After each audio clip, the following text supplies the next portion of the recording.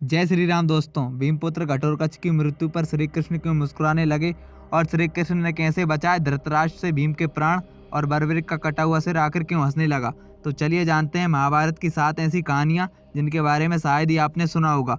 Video को पूरा जरूर देखें। तो चलिए वीडियो शुरू करते हैं। नंबर 1, बलराम जी और श्री कृष्ण और भीम पर क्रोधित। दरअसल बात उस समय की जब महाभारत का युद्ध अपने अंतिम चरण पर था। तब दुर्योधन पांडवों से भयभीत होकर एक सरोवर में छुप गया। तब युधिष्ठिर ने दुर्योधन से कहा कि अनुज भयभीत मत हो, तुम हम पांचों में से किसी एक को चुन लो और उसी से युद्ध करो। और फिर दुर्योधन सरोवर से बाहर आया और उसने भीम को युद्ध के लिए चुन लिया।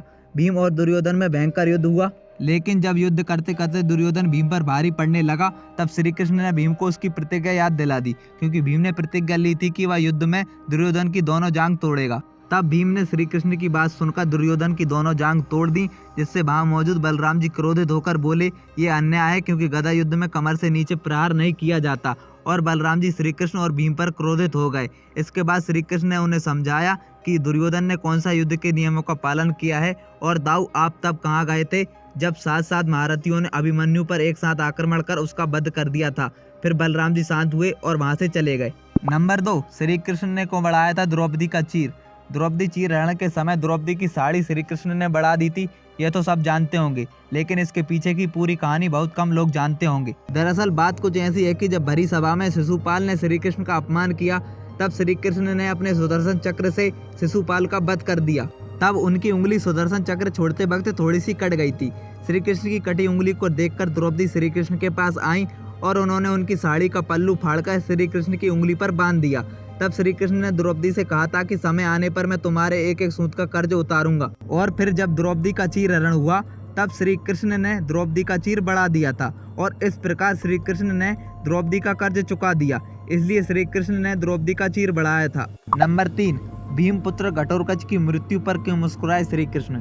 दरअसल बात कुछ ऐसी है कि जब घटोत्कच की मृत्यु हो गई तो पांडवों की सेना में शोक छा गया और सभी पांडव बहुत ज्यादा दुखी हो गए। तब भीम ने देखा कि घटोत्कच की मृत्यु होने पर भी श्री कृष्ण मुस्कुरा रहे हैं। तब भीम ने श्री कृष्ण से पूछा कि मेरे पुत्र की मृत्यु पर आप मुस्कुरा क्यों रहे हो केशव, क्या आपको मेरे पुत्र की मृत्यु का दुख नहीं है। तब श्री कृष्ण बोले, हे भीम, जब तक कर्ण के पास इंद्रदेव द्वारा दी गई दिव्य शक्ति थी, तब तक कर्ण को कोई पराजित नहीं कर सकता था। और कर्ण ने यह दिव्य शक्ति अर्जुन के लिए बचा कर रखी थी, जिससे अर्जुन को खतरा था। मगर अब अर्जुन को कोई खतरा नहीं है, अब अर्जुन सुरक्षित है, क्योंकि कर्ण ने इस शक्ति का प्रयोग घटोत्कच पर कर दिया है।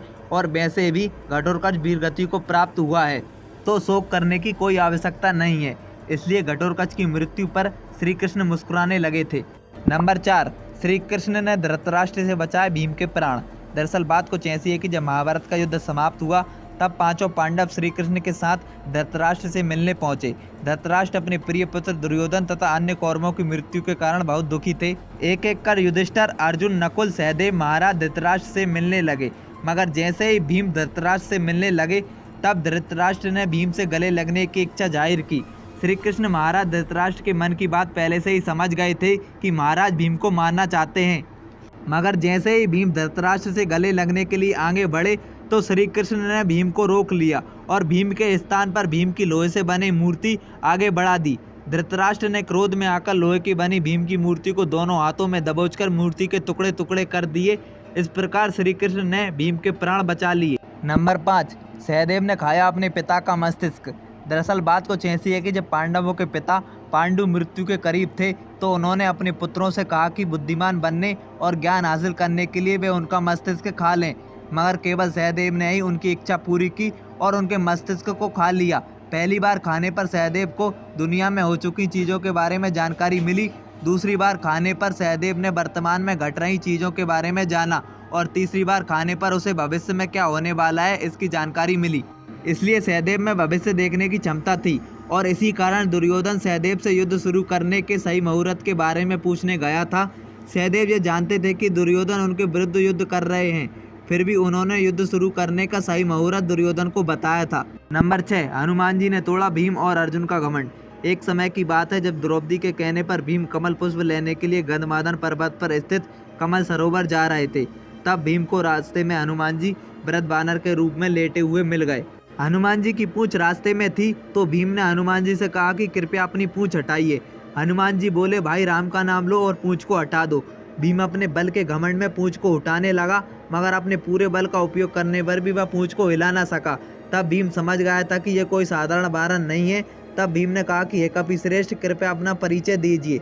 तब हनुमान जी अपने असली रूप में आए और भीम को अपना विराट रूप भी दिखाया।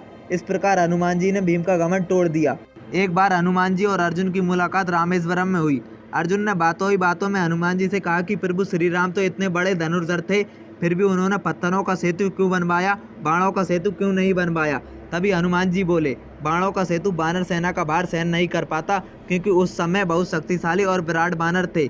हनुमान जी की बात सुनकर अर्जुन ने कहा कि मैं बाणों का सेतु तैयार करता हूँ और आप उस सेतु पर चलना, देखते हैं सेतु टूटता है या नहीं।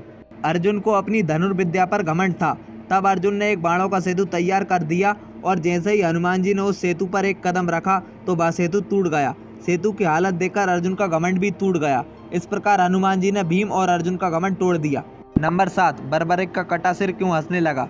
दरअसल बात कुछ ऐसी है कि जब महाभारत का युद्ध समाप्त हुआ और पांडवों की विजय हुई, तब पांडव प्रभु श्री कृष्ण के साथ बर्बरिक से मिलने गए, क्योंकि बर्बरिक का कटा हुआ सिर युद्ध देख रहा था।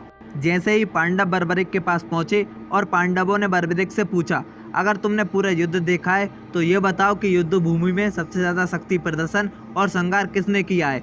ये सुनकर बर्बरिक का कटा हुआ शीश हंसने लगा। बर्बरिक के हंसने पर पांडवों ने पूछा कि तुम हंस क्यों रहे हो। तब बर्बरिक बोले, इस युद्ध में तो मैंने प्रभु श्री कृष्ण की लीला देखी है।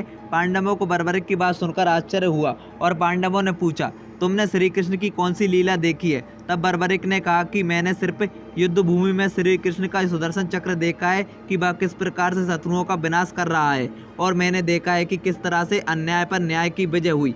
अगर आप भी प्रभु श्री कृष्ण के भक्त हैं तो कमेंट सेक्शन में जय श्री कृष्ण लिखना ना भूलें, और वीडियो पसंद आई तो वीडियो को एक लाइक जरूर करें।